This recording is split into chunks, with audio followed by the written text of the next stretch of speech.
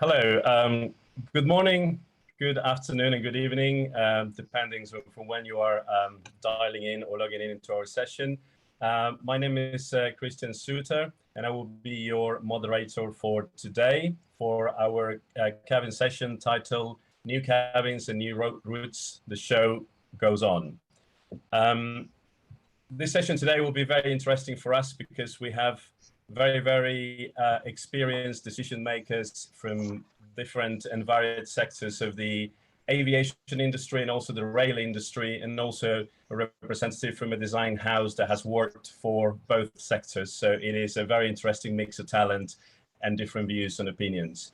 Our session basically will cover topics about this disruption of the 18 months of the pandemic and how new products, new services, and even new airlines are being brought to the market on the back of that, and address the concerns of passengers that potentially have changed their focus from the comfort-only oriented mindset in the past to an increased focus in cleaning, hygiene, and obviously the protection from the virus spread or contagious situation.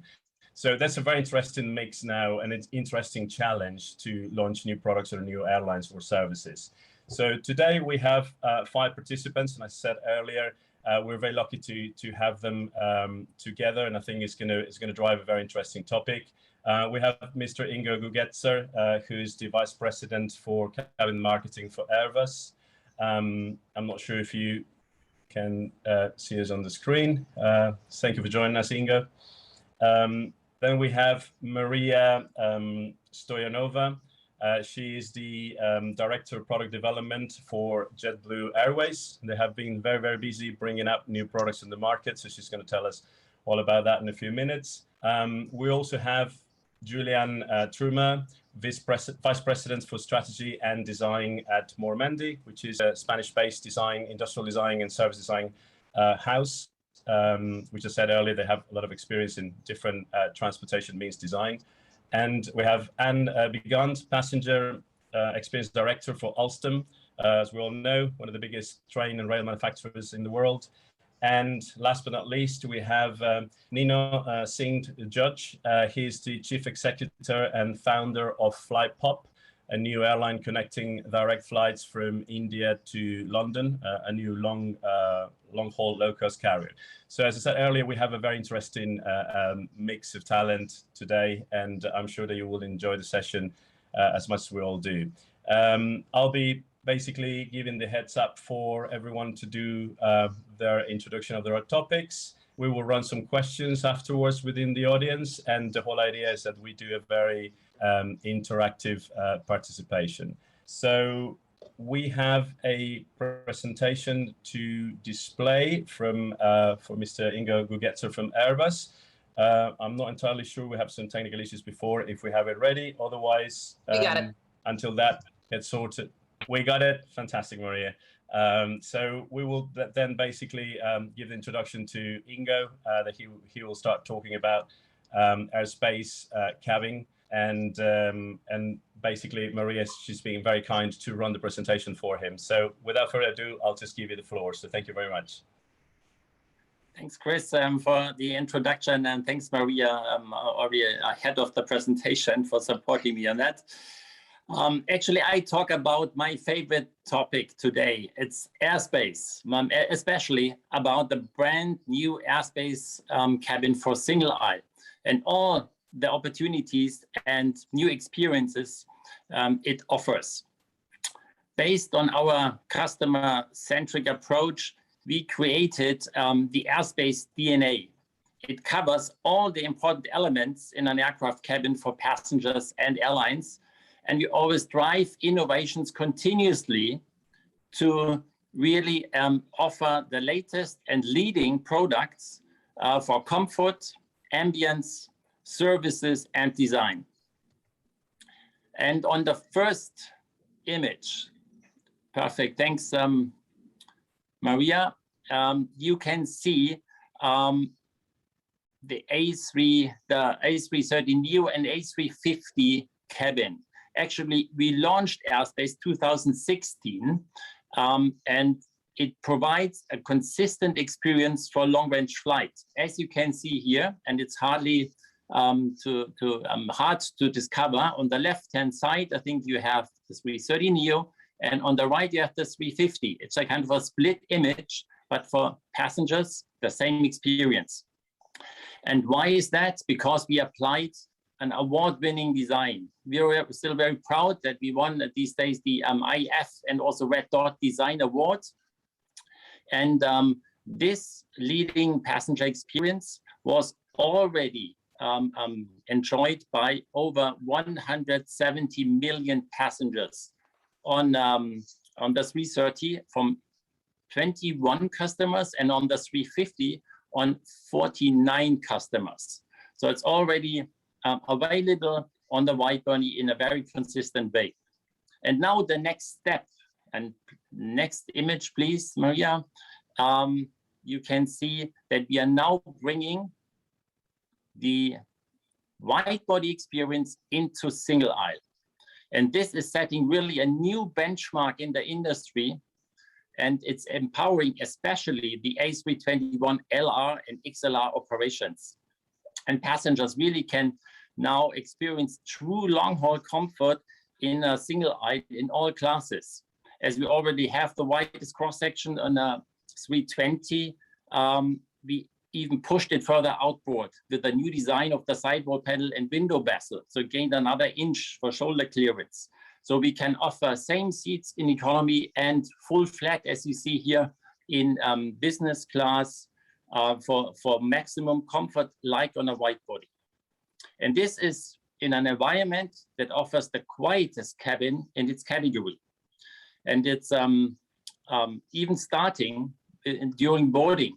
As you can see here, the XL bins, what we call them, offer 40% more volume, and you can bring 60% more bags. And this is really starting a long-range journey in a very relaxed way. Not to forget, on the ceiling, you see our hero lighting that runs throughout the cabin, and it starts with a welcome ceiling light in the entrance areas. So similar to what you see in wide body. And this experience we sold already to 14 customers with more than 400 cabins on order. And the first one was delivered mid this year to JetBlue, and we will hear a lot more details on this from Maria later on. But maybe one thing I want to add, because that's what we found also during the pandemic, as we have been in close discussion with airlines and passengers. One important element for them in terms of hygiene is the lavatory. And this you see on the next slide, please, that the lavatories, and this is part of the Airspace lavatory product, offers already a really high level of hygiene. Now we talk about there is clean air, we talk about clean interior and clean touch. And in the lavatory, we have a package that is about the ambience lighting, ambient sound, aroma dispenser. All this is creating a hygiene perception. Really important to get that across to the passenger, but also what is maybe invisible today, it's about the antimicrobial coatings on the surfaces and all the touchless features on the faucet, on the toilet lid, on the waste bin, and all this together.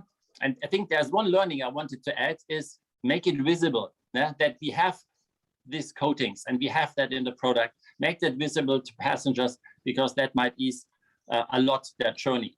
And just to sum up on my starting speech here, I think we delivered already 4 aircraft with the Airspace cabin this year. 3 went to JetBlue with a 321LR, and it shows the full bandwidth of the Airspace cabin that offers really unique solutions. Wide body experience on a 321 will really provide new network services, new opportunities for direct flights to maybe smaller destinations, time saving for passengers. But, and this is important, without compromising on comfort, service, and ambience.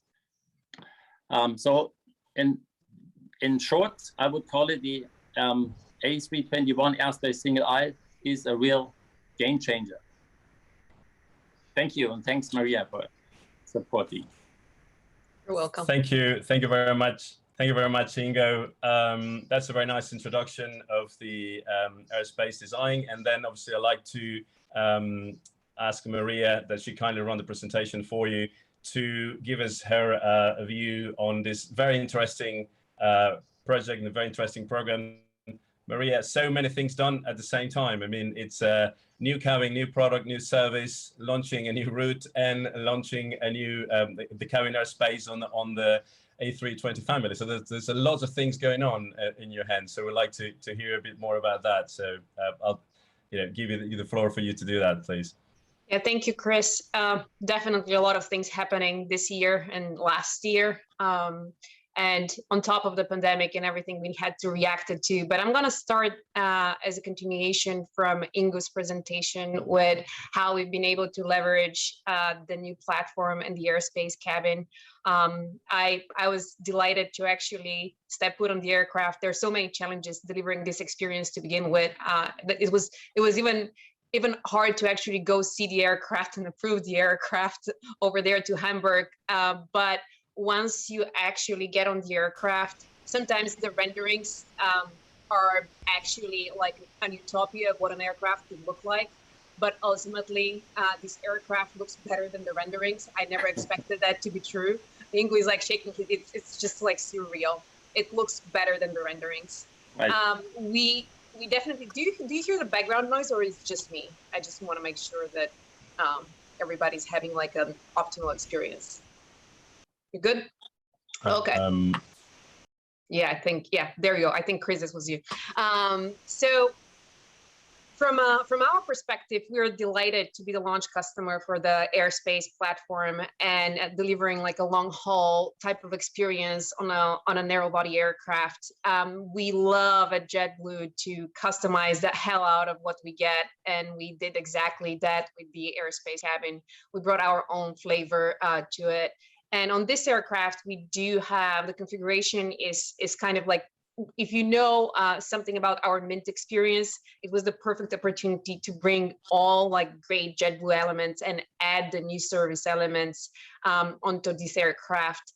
We have 22 what we call suites, and they're part of our Mint experience. They are the Vantage Solo platform seat, single aisle access, a lot of privacy, and then the pinnacle of privacy and space is the Mint Studio. So we have 2 units in the front of the cabin that provide the widest space you can get in terms of living area for this type of aircraft, and we're very proud to be launching this on JFK London, and it's already flying. I got to experience it. It's really a tremendous experience.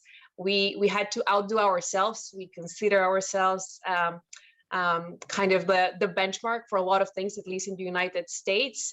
We were able to disrupt back in the day the transatlantic premium travel experience. So I'm glad we're bringing our flavor to Europe. And our innovation doesn't stop necessarily with the front of the cabin. We also innovated in the back, in the sense that although it's a narrow body aircraft, the cabin in the back has like 114 seats, and for that body aircraft, it's quite a wide seat. We're proud to be the airline with most legroom in coach in the United States. So generous room even for our customers traveling in core. This is what we call our economy experience. Seat backs, free fly-fi, what we call like our Wi-Fi product, fast, full. So we're very proud to actually support all this with like technology. In core, our customers are actually able to build their own meal on their screen.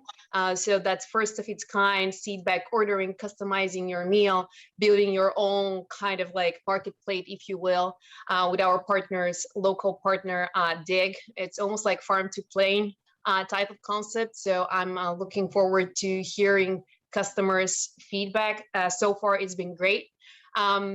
And then to Ingo's point, the cabin provides us such an amazing opportunity to create exactly what we strive to design for. Just because you're traveling in a tube in the air, it doesn't have to feel like that. So we try to infuse hospitality and our brand in any way possible throughout the cabin.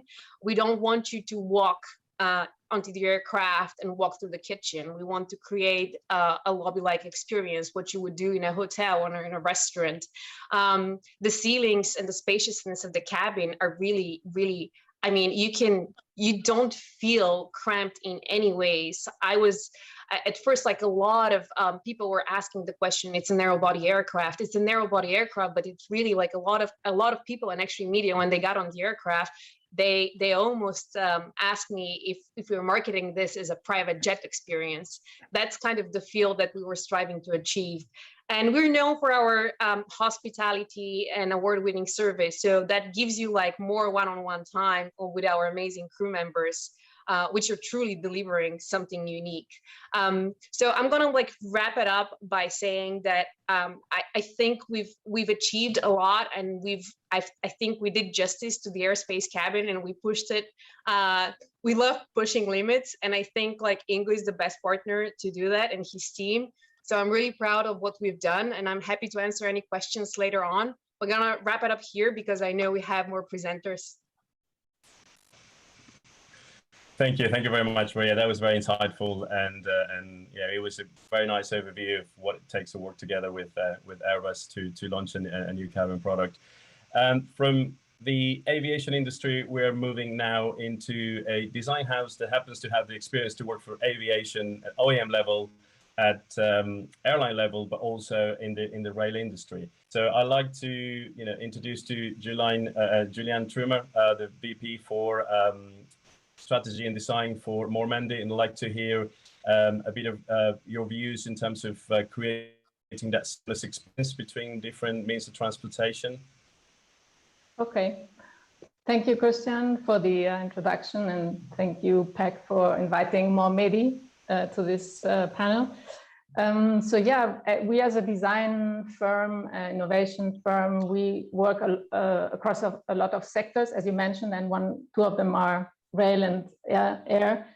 And the interesting thing is kind of looking at the history. I mean, in the airline, I think there's some noise. Sorry. Maybe it's on. I'm hearing some noise. Sorry. Okay, thanks. So yeah, in the airline context, liberalization happened a few decades ago, and there were a lot of quite dramatic consequences that happened after. So one of them, for example, airlines starting to create alliances, so they would have a better use of their routes, gain better efficiency, and get passenger loyalty, giving better service. Then the other thing that happened, although it's an industry that's, as we know, kind of slow moving due to all of the regulations and the certifications, there suddenly was innovation everywhere. And one of the proof, I think, is what we just saw today from Airbus. So a lot of innovation in the last 20 years in interior design, in seat design, in service delivery. I happen to be part of the team that designed the 787 Boeing Dreamliner, so I kind of experienced that almost 20 years ago or 15 years ago firsthand. Also new business models, so kind of the spreading out between airlines that would offer a more luxurious experience all the way to low cost and everything in between. Of course, there was also new business models included, new service offerings, and together with that, ancillary benefits. So what I'm trying to say that in the airline context, there was all of these things happening due to the liberalization that happened a few decades ago. And I think it'll be interesting to see how that plays out in rail, because liberalization here, as we know, is a little bit more recent. I think it's happening at different speeds in different countries. And of course, it's a little bit of a different animal as well. I mean, airlines used to be state-owned, typically are not anymore. I think rail operators still have a connection to infrastructure and sometimes to the state. So, and it's maybe a little bit more complex to go into a more private kind of market, free market frame of mind. But I think it would be interesting to look at these, at the things that have happened in the air context and see if we can maybe learn from it in the other sector. So this, I just wanted to say this as an introduction, and I have more ideas, but maybe I can hand it over to Anne for now. Thank you very much, Julian. I think that's it's a very nice connecting topic to move into.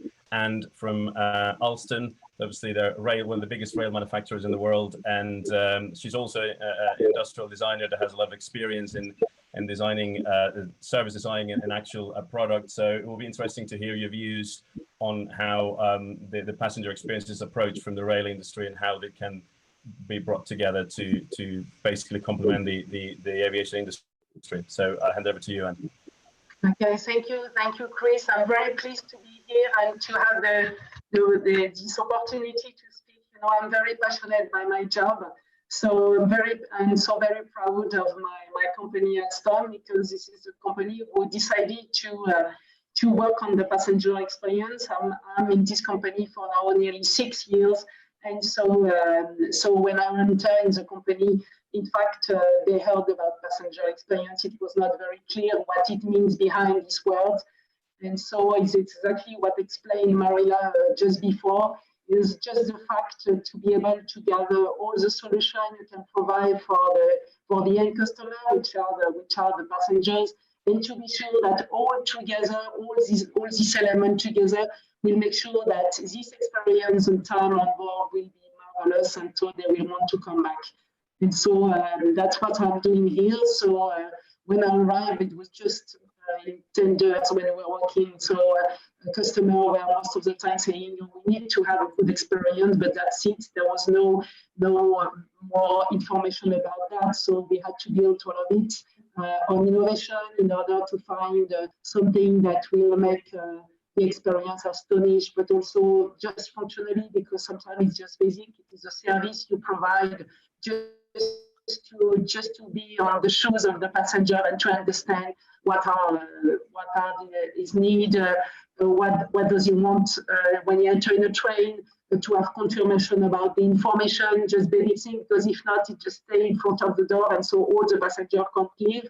So it's not good for the operation. So it's very important to consider just what this passenger is feeling every day and so all the time. So that's what we work on.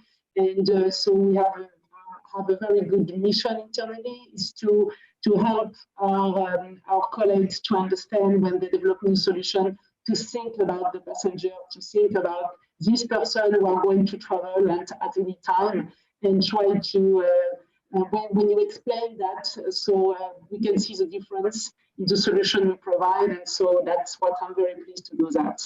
And so what I can say that when I arrived, it was a lot more question of making saying that the travel should be quick as possible. And now we know that things have changed a lot, because with all the elements like digitalization, we can do lots of things in train during this time. And the most important things I would say is that this experience should be valuable at any time. Each minute should be considered. It's not a question of being fast because we want to leave the train. It's a lot more to think about all these minutes to be valuable.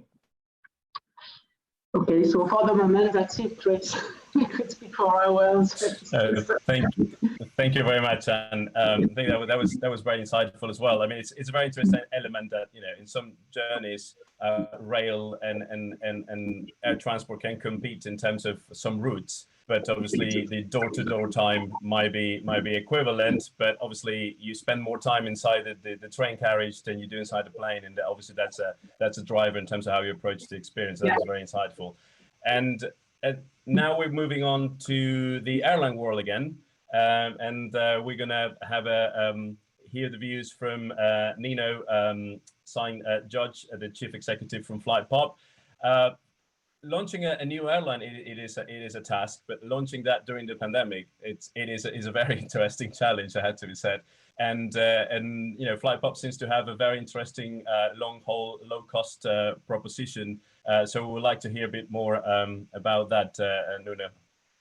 Yeah. So thank you for having me on here. And you know, the passenger experience is actually one of the most challenging things for Flypop, because you know we hope to be a true low-cost carrier as opposed to a project experience like JetBlue, where we list seat rate to our customers, but still give them a good enough experience to have them in our metal tube for 7 to 10 hours. You know, it's a real challenge getting that right.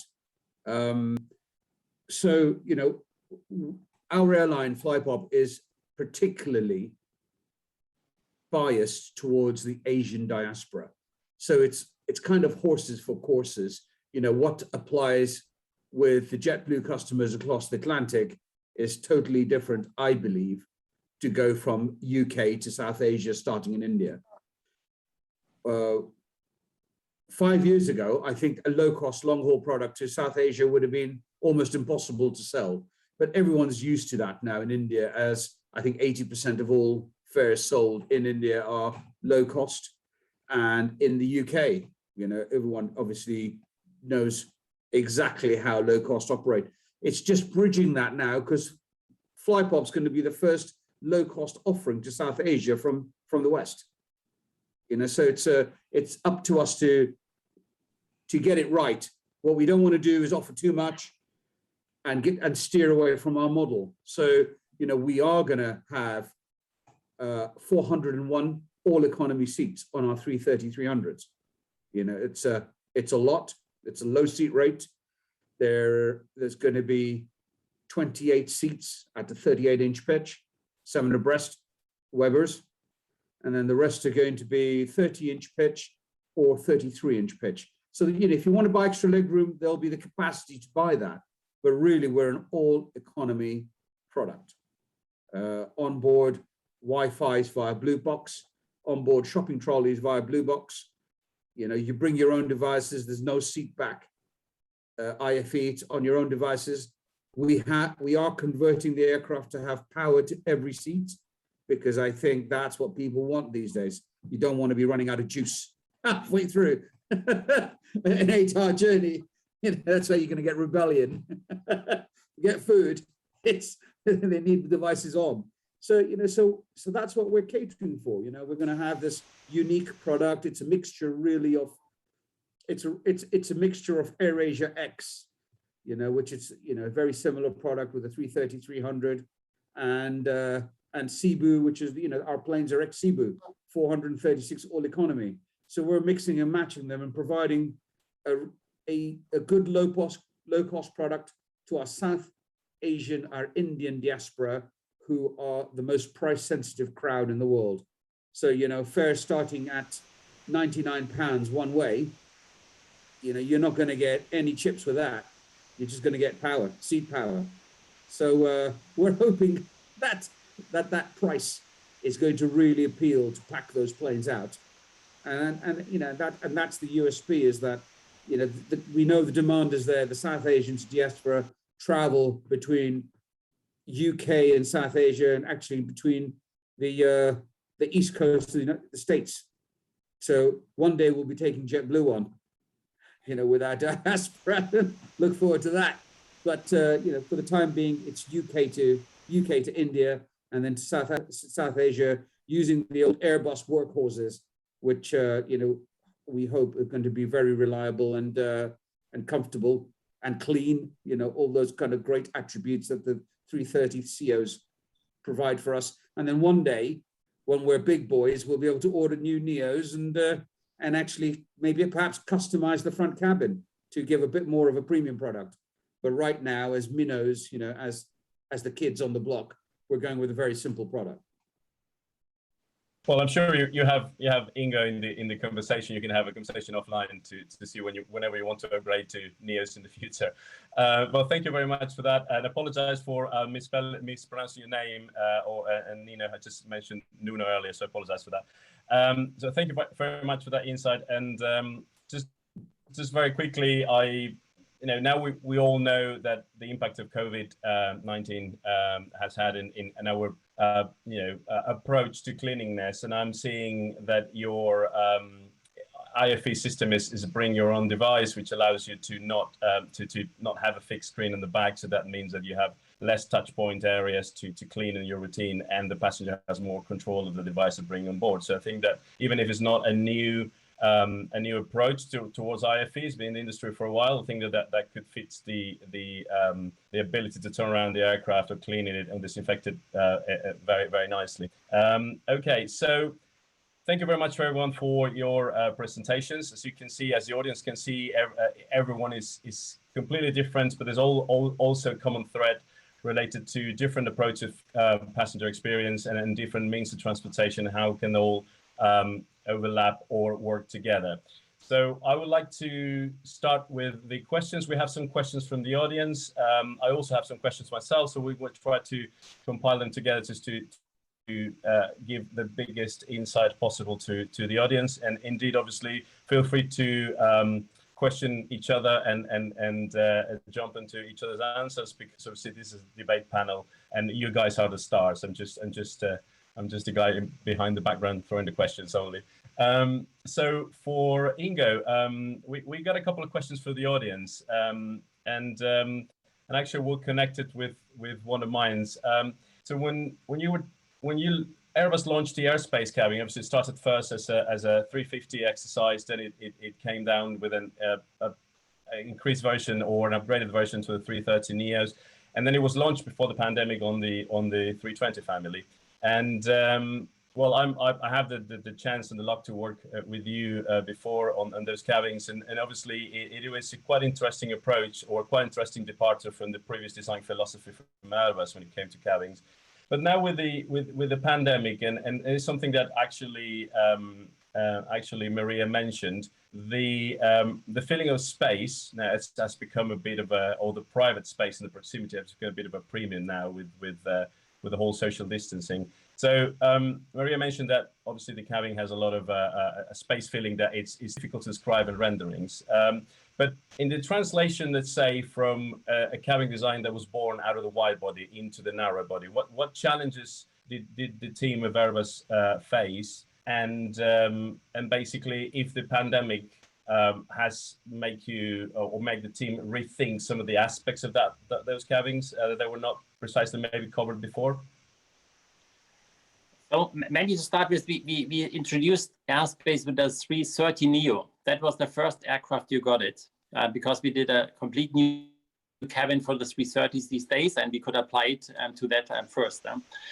But we started on wide bodies, as you said, and to bring this into a single aisle, that was definitely a challenge, because we want, and this is one comfort aspect, to make it as spacious as possible. Yeah, and that's why I think one of the big changes that we did was the iconic lighting.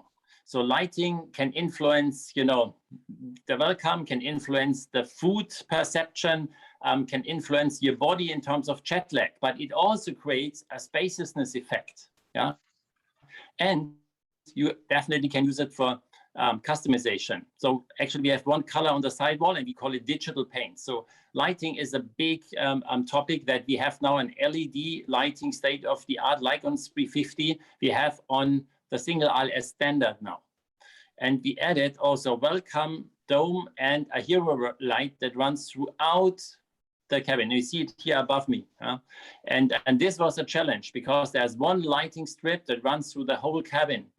To get this in line, to make it look high quality, that I think was a real challenge for our engineers, but they did it. And you see, we even pushed it further because that feature we do not have in wide bodies. We only have it in entrance areas, big entrance areas, of course, and the single aisle we have a small one, but that's why we pushed it into the cabin. So Then the second biggest challenge was the need, and that's what we discovered through customer research and discussions and in our experience teams that we have continuously, that there's a need for more bin space, for arriving relaxed, for finding space for your carry-on luggage. That is close to what we have in wide bodies. What is the right size? Finding out, what is the size, the volume of suitcase that you bring in an aircraft should have. So 40% more volume is huge. And how to build an easy to load bin with that volume that still looks cool in the cabin and not like a big block that is not integrated. That was a challenge for our designers. But actually people, and we asked them below, they didn't even notice that. So that was done very well in terms of the shape and the design shapes and languages we added. And due to the lighting effects altogether, it is perceived as not bigger as before. It looks like a kind of a miracle. And of course, in the seat widths and cross section, we optimized. Yeah, that was I think an easy to do. Same for the quietest cabin.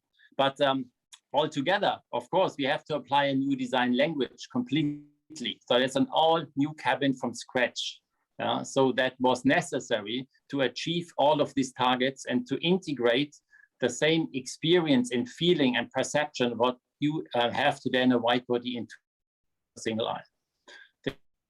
That was a real big effort. It's it. And now we have a platform that is perfect for customization. Yeah, whatever you do on just with Mino, or if you want for low cost, you can do the same thing on that platform if you don't really high end, long range, high comfort. So and we see a clear trend even for more classes. Not only one class, we see up to 3 or 4 classes that we can easily accommodate on this platform.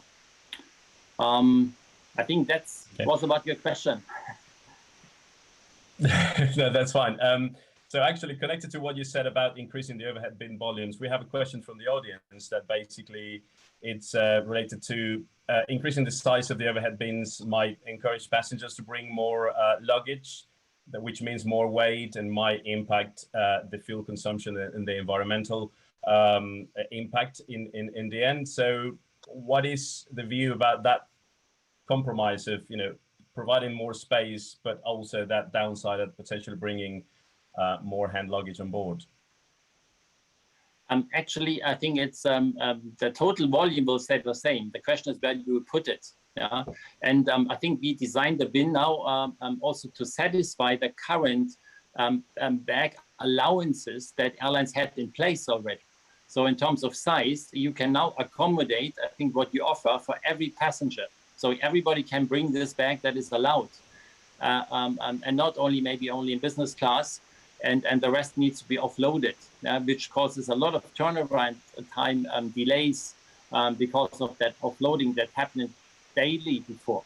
With those new bins, I think the volume in total is the same, but it stays near to the customer, and he got rid of the stress. And by the way, that is true for the crew as well.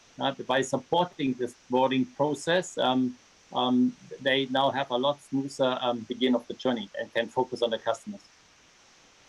So my 2 pence worth. Okay, I think that's, yep, go ahead. My 2 pence worth, Christian, is that it's really interesting that we have the rail people on here as well, because I think the biggest competition to short haul travel in the near future is the rail industry, especially with flight shaming, and they don't have all these problems of bin sizes, right?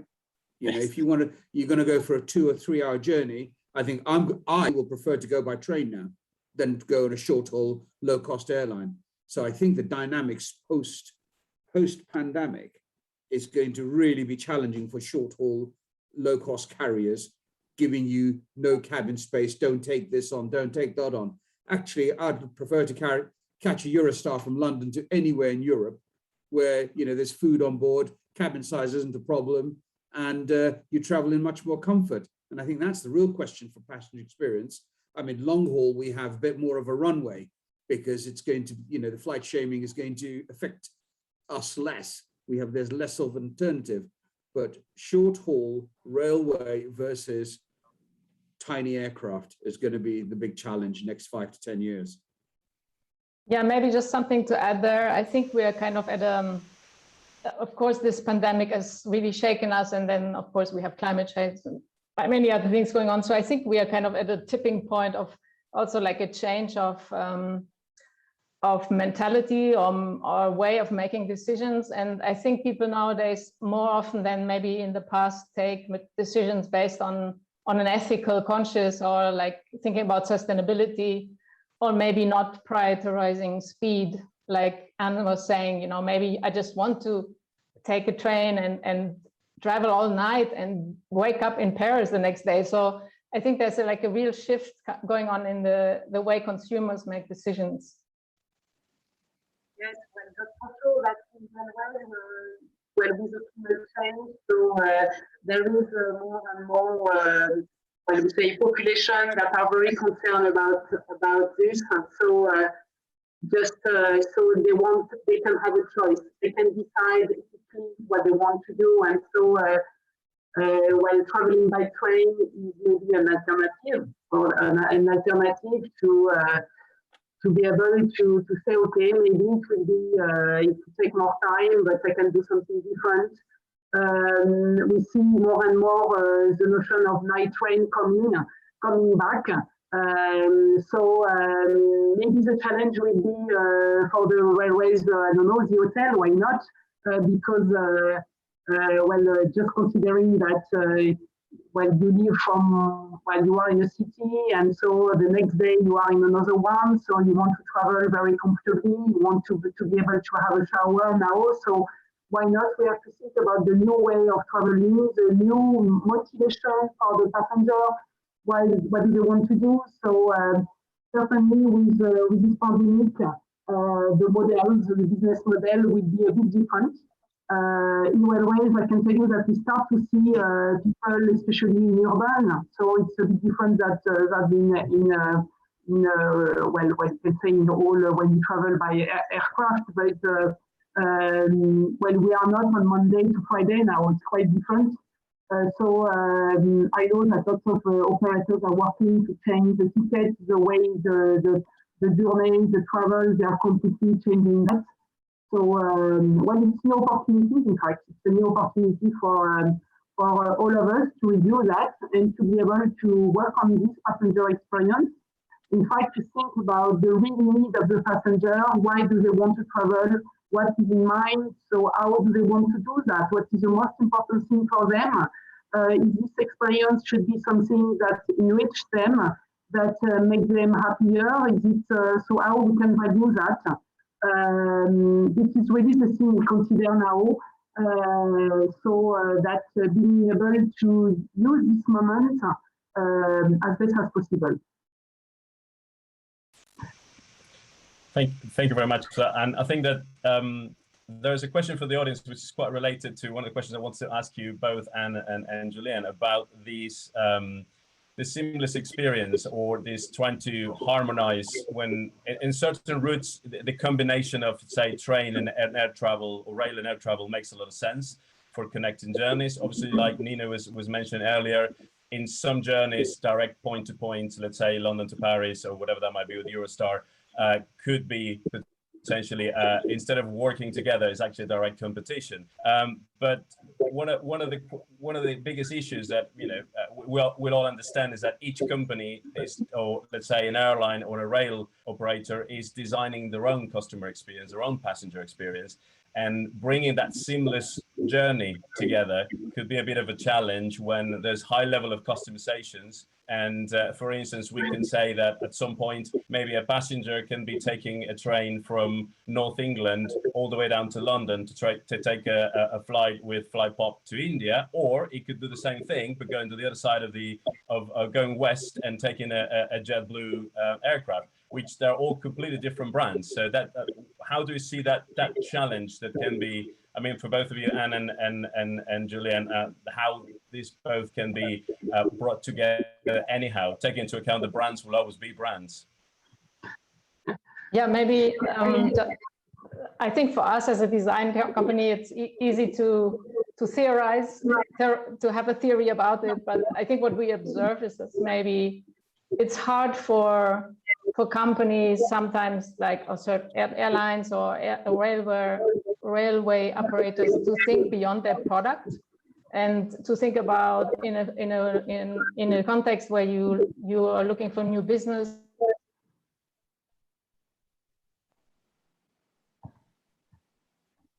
I think we lost you, Julian. I think. Otherwise, while she gets back, I'm not sure if you want to take it over, Anne, on your side. Yeah, well, I think she was speaking about the fact to build this seamless experience. For sure, for the moment, these two industries are quite, I would say, well, we have different models, that's for sure. So Alstom is an industrial company, so answers to tenders. So we try to value the service, but we have to answer to specific demands from operators. Working in silo, that the things which are for the moment the classical model are not the best way in order to improve that and to increase, to be able to build this seamless experience. But just think about something. So with all the world, with this completely changing, with digitalization, with all the tools we have, now I think, imagine a world where, for example, for the moment, your train is delayed, and in fact, it has an influence on your alarm clock. So because the train is delayed for 1 hour, so your alarm clock could be delayed for 1 hour, because you have set up your profile from that. So you can imagine if you start like that, and we see some new services now being able to do that. Why not in a few years, when the standard will be always connected, when we will be able to work all together? So why not imagine a completely seamless experience when you start to take your train and suddenly it's completely smooth and integrated with the plane you are going to take. And so at the end, it could be when you arrive at your destination, that would be, I don't know, a taxi or someone else. And why not? I think with all the tools we have now, which are very smart, and more, we are able to connect things. You see, for example, a company like Amazon, like Google, being able to enter on this market, being able to develop some services that are completely seamless and connected. So certainly at one point, we will reach this business, and we will be able to connect more and more together. Okay. So thank you very much. Dream, maybe it's a dream or just a point of view, but I guess with the tools we have now, we will end up with that. It would be interesting to have just what Ingo will answer to this. It would be very keen to have a view. I guess it's more like a problematic that doesn't have a very one answer. It's like a more open-ended situation. So thank you very much for that, Anne and Julian. And now back into the airline world. Speaking about customer passenger experience, I'd like to ask Maria, with such a huge amount of touch points that have been brought as a new proposition in JetBlue, and I obviously that's a project that it's been taking some time to bring to fruition. So when the pandemic hit, I want to ask you if you've been forced to do any changes to the project and maybe hard product or soft product or the service design before the product was launched or brought enter into service. It would be interesting to hear if you had any stories around that. Yeah, I mean, a lot happened over the past 18 months. I think we were in a good shape before the pandemic hit, to be honest. We took a pause just to regroup, and then we restarted because we decided not to change plans on this project and proceed with the launch. Interestingly enough, all the design workshops that we did, all the customer research, everything that we designed for, we realized after the pandemic hit, it was actually pandemic proofed, because what we heard from customers was we want space and privacy. and the pandemic actually requires space and privacy. So we proactively somehow designed for it.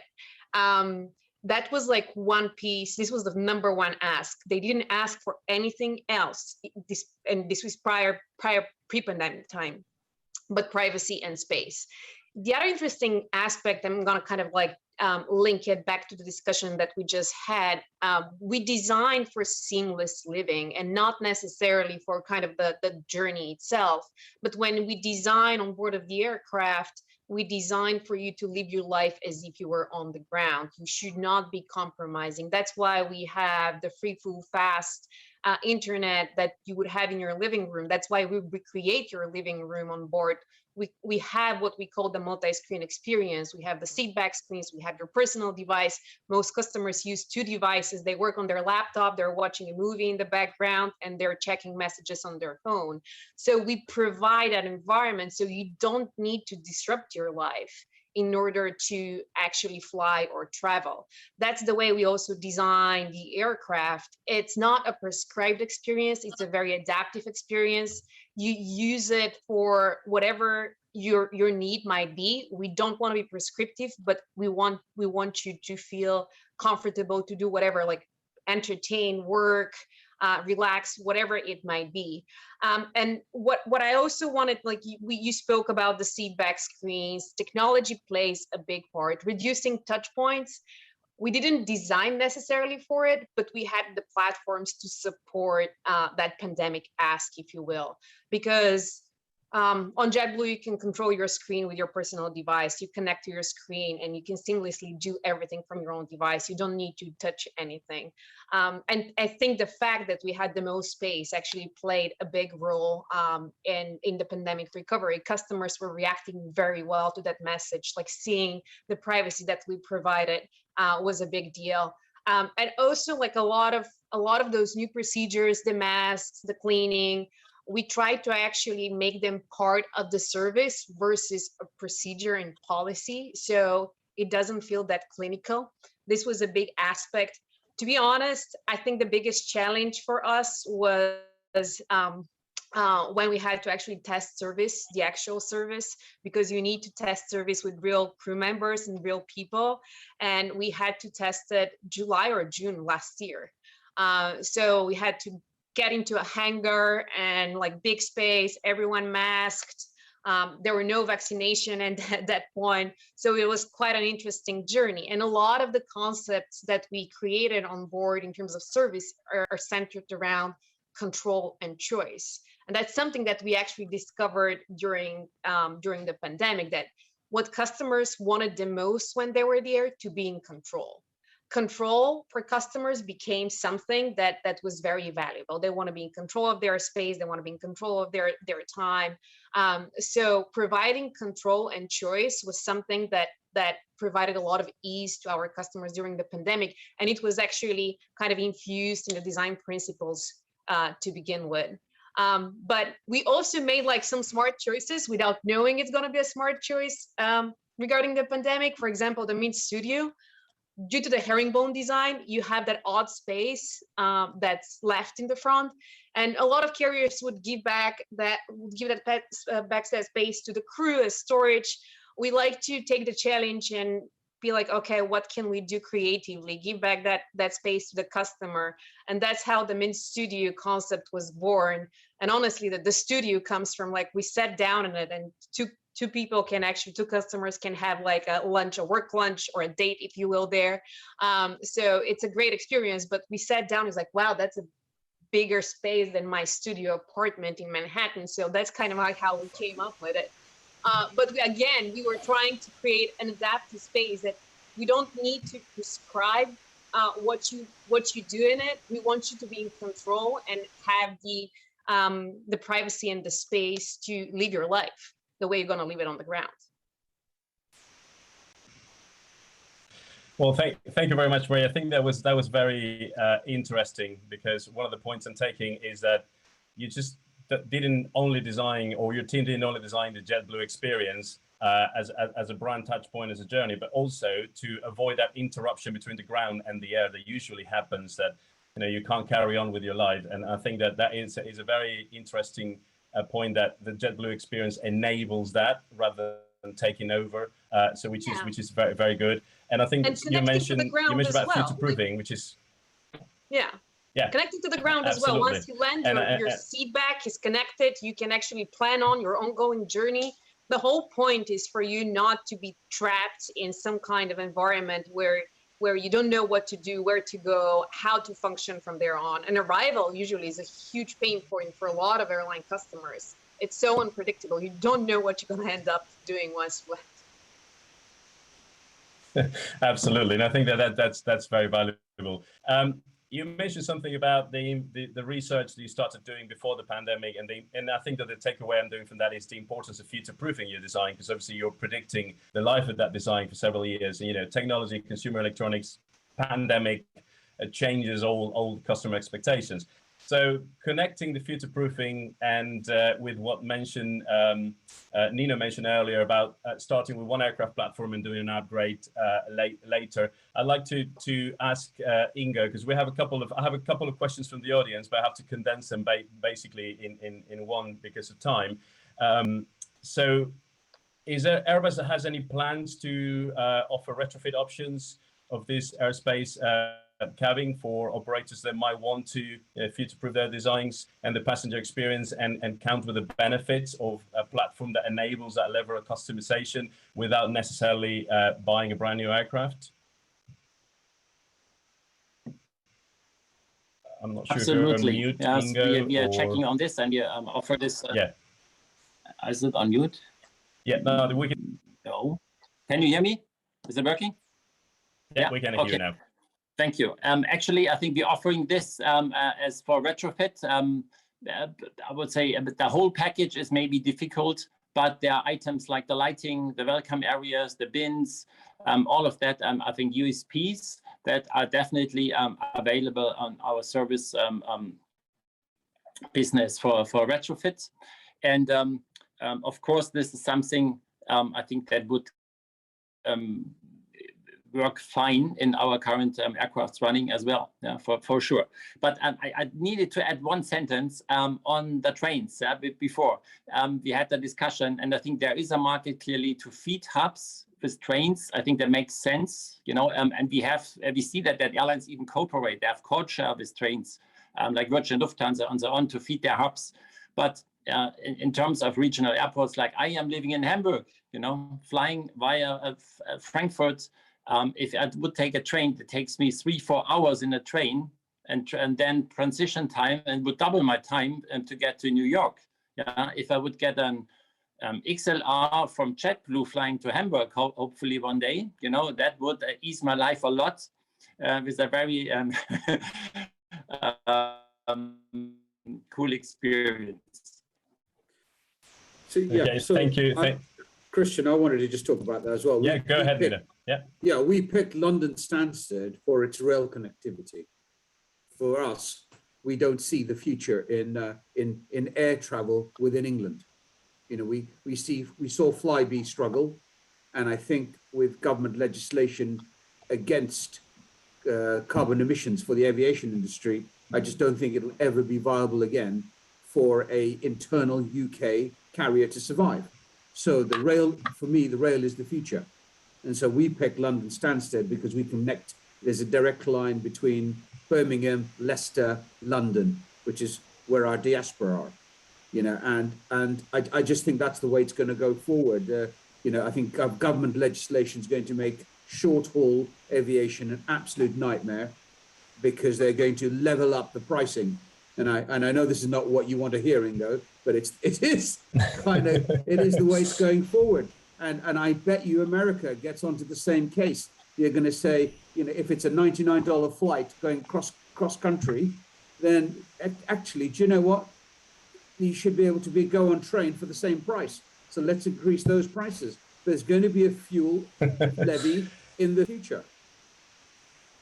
Right, I think that's very insightful as well, Nina, but sadly, I don't want to sound abrupt, but that's all we have time for. Time flew, and I think I have to thank you so much because you guys were an amazing panel and there was a very, very insightful information to discuss. So thank you very much, everyone, for taking part. And before we go, I'd like to say that all the sessions are being recorded and they can be accessed after the event finished. And please tune in for our next section, which is D is for Dignity, democratizing the air travel for passengers with disabilities. And that will be running at 4:30 p.m. CST time. So thank you very much, everyone. I really enjoyed being your moderator, and I hope the audience enjoyed that in the equal way. So thank you so much, everyone, and I hope you have the rest of the lovely day.